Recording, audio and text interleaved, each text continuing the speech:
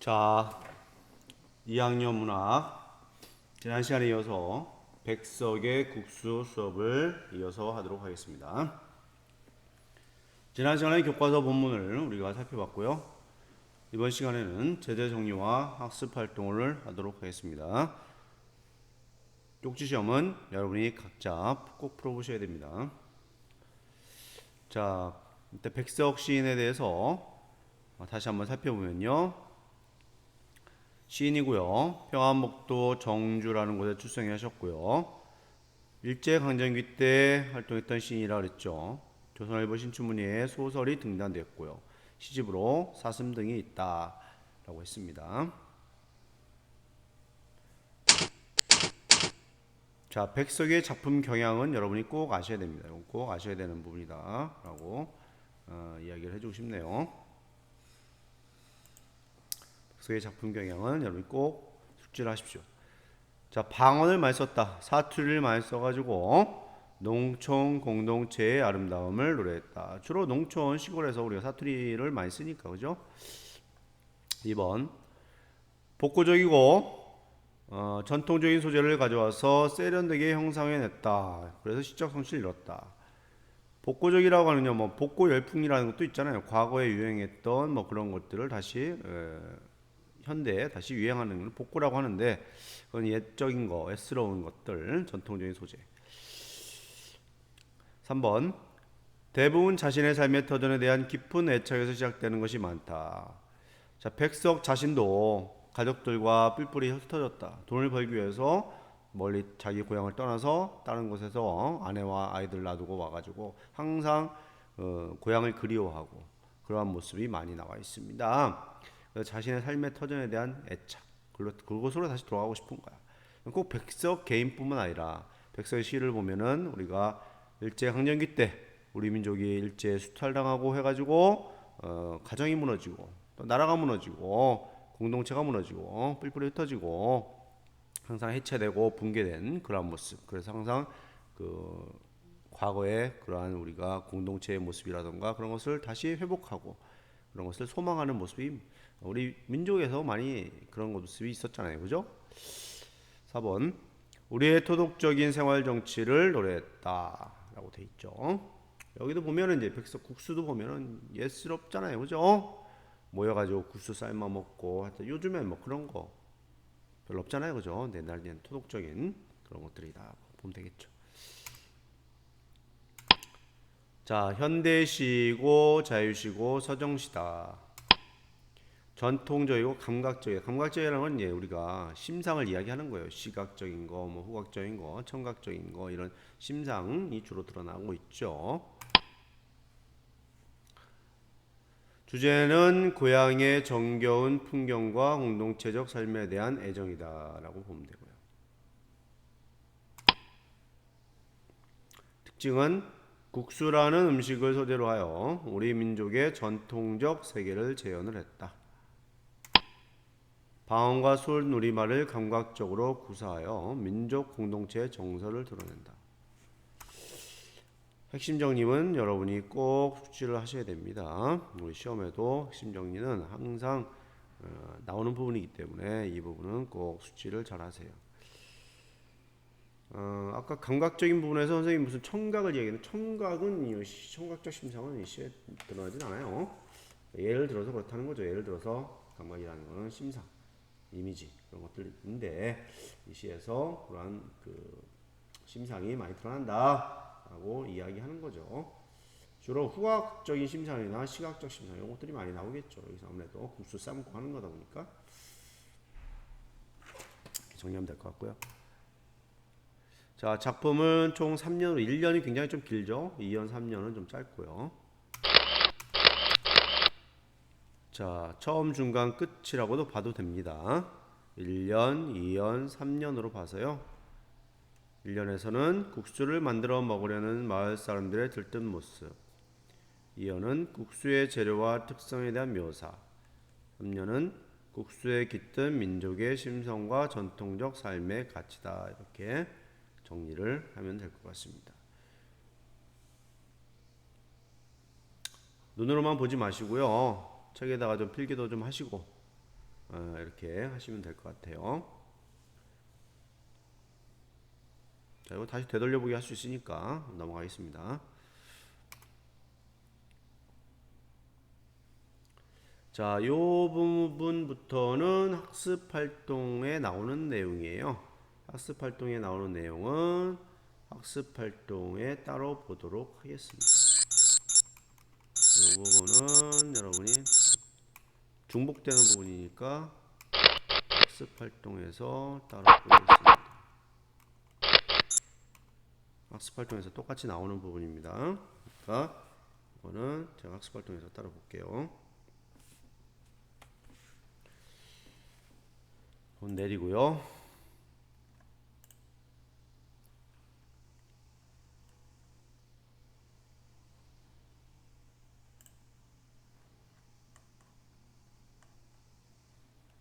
자, 여기가 이제 학습활동 157쪽이 되겠습니다.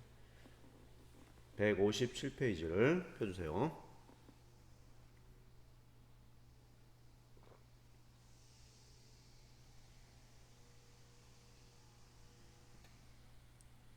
됐습니까?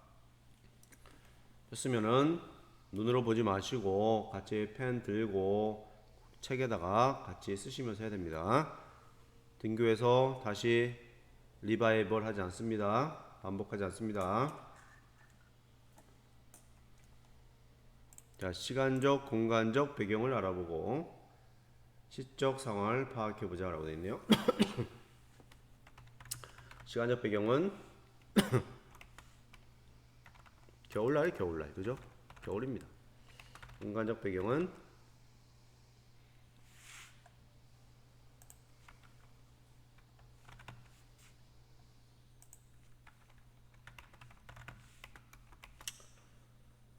농촌이죠, 농촌. 다음에 시적 상황. 시적 상황 어떤 상황이냐? 겨울날 마을 사람들이 모여 미안합니다. 흥겨운 분위기로 국수를 만들어 나누어 먹고 있다. 이렇게 정리하면 될 것 같습니다. 자, 최대한 요약해서 썼습니다. 물론 더 길게 풀었을 수도 있지만 핵심을 알면 되니까요.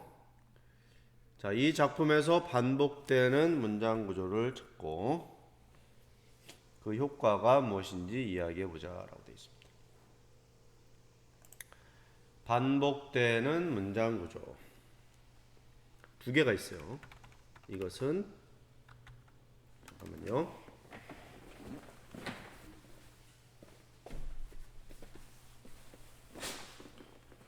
오는 것이다 라는 게 하나가 있고요. 또 이것은 무엇인가 라는 또 문장 구조가 있습니다. 효과를 보겠습니다.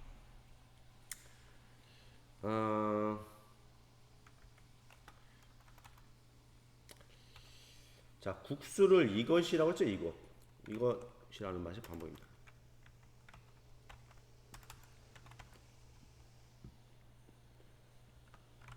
이것이라는 말이 반복되죠. 자, 요거는 어떤 효과가 있냐?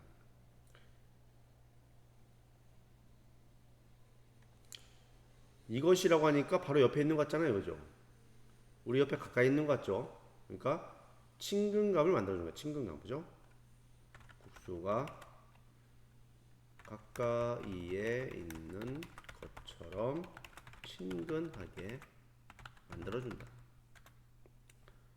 그 다음에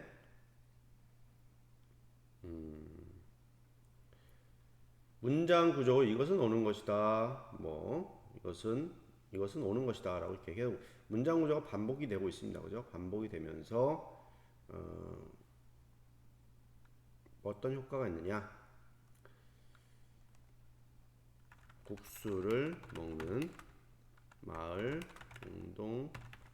공동체의 오랜 전통. 삶이 계속되어 왔다. 것을 전달하는 것이다.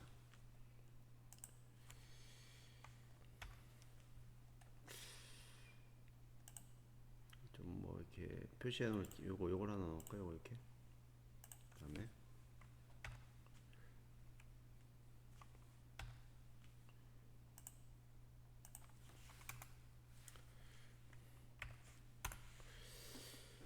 그다음에 무엇인가가 이게 반복되고 있죠. 무엇인가라고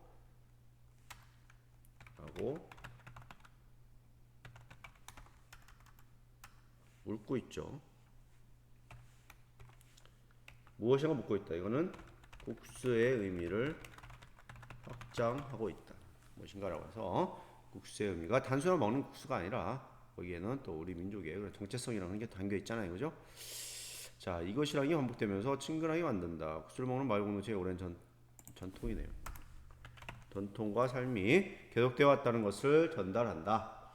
그 다음에 무엇인가라고 물으면서 국수의 의미를 확장을 한다라고 보면 되겠습니다.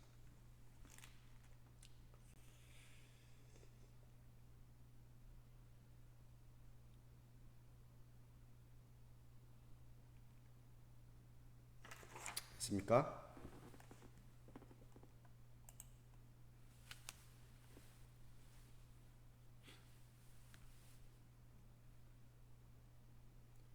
3번. 이 작품에 사용된 방언들이 작품의 정서와 분위기에 어떤 영향을 미쳤는지 살펴보자. 이런 건 꼭 알아야 될 것 같습니다. 그죠? 방언을, 평안도 방언이죠. 어떠한 우리가 정서와 분위기를 형성하는가. 자, 민족 공동체의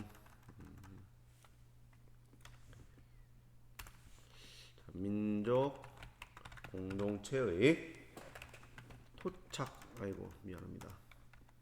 성격이 급해서 토착적 정서를 불러일으킨다. 토착이라는 게 이제 좀 이렇게 약간 뭐랄까 우리가 대대로 살아온 그런 토착 그런 걸 이야기하는 거예요, 그죠? 불러일으키며 순우리말의 감각성이 지닌 민족적 유대감을 활용하여 투박하면서도 생생하고 풍성한 분위기를 만들어 냈다. 좀 길긴 한데 다시 한번 읽어볼게요. 방언들이 작품의 정서와 분위기에 어떠한 영향을 끼쳤는가? 민족 공동체의 토착적 정서를 불러일으킨다. 토착적 정서를 불러일으키고 그 다음에 투박하면서도 생생하고 풍성한 분위기를 만들어낸다. 그죠? 요거 3번 같은 경우에는 여러분이 꼭 잘 숙지를 하시기 바랍니다. 자, 국수를 가리키는 다음 구절. 이러한 구절들, 요것들이 국수를 가리키는 구절이에요. 먼 옛적 큰아버지가 오는 것 같이 오는 것, 이 수무레하고 부드럽고 부술하고 슴슴한 것, 이 그지없이 고담하고 소박한 것, 이것들이 국수를 가리키는 그 구절들인데 여기서 작가가 담고자 하는 국수에 담고자 하는 의미가 뭐냐 하는 거죠.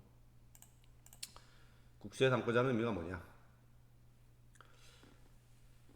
국수라는 게 전통적인 음식이잖아요, 그죠? 그러니까 한국인의 뿌리, 또 기원, 또 대대로 이걸 국수를 나눠 먹고 살아왔다. 그 역사. 그런 이제 시인은 그런 걸 상상을 하는 거예요, 그죠? 상상을 하는 것이다. 그럼 어떤 걸 담고자 하는 것이냐? 정리해 볼까요?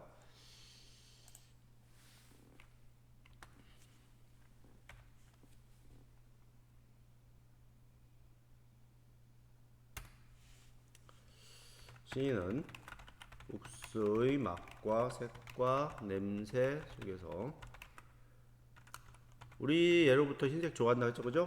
백이민족 좋아하는 우리 민족의 수수하고 소박한 심성과 민족 공동체의 정체성을 거기서 발견했다.